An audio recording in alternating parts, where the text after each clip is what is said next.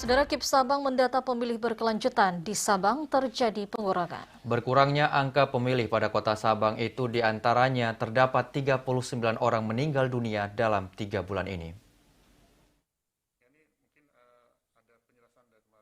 Komisi Independen Pemilihan KIP Kota Sabang kembali memperbarui daftar pemilih per bulan Juni 2021 dalam rapat pleno yang dilaksanakan triwulan ini.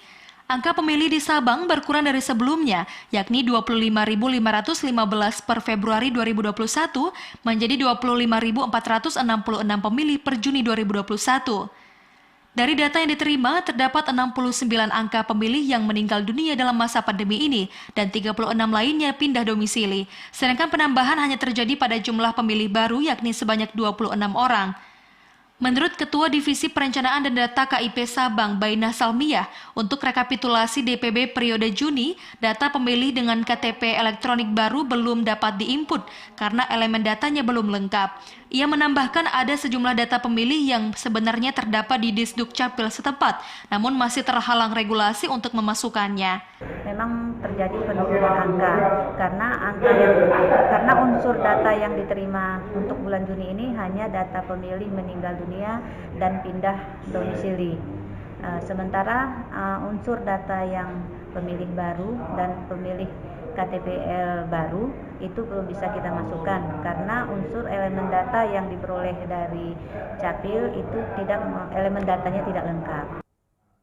Meski begitu, upaya lain dari KIP Sabang untuk memperoleh data masih menggunakan data dari gampong-gampong dengan melakukan verifikasi data faktual. Sementara itu, Ketua KIP Sabang Azman mengungkapkan untuk mempersiapkan pemilu serentak 2024 di Aceh, DPB menjadi sangat penting untuk dicermati.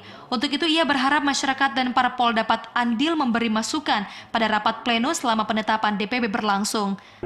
Sangat penting untuk kita cermati bersama, makanya dalam hal ini kami sangat mengharapkan ada saran dan masukan dari para undangan yang sudah kita undang, baik itu Panwas sebagai pengawas pemilu, baik itu Capil, baik itu instansi terkait lainnya atau dari partai politik, agar memang ketika tahapan pemilu itu berlangsung, daftar pemilih kita menjadi lebih baik sesuai dengan yang kita harapkan. Dari Sabang, Mahfud TVRI Aceh melaporkan.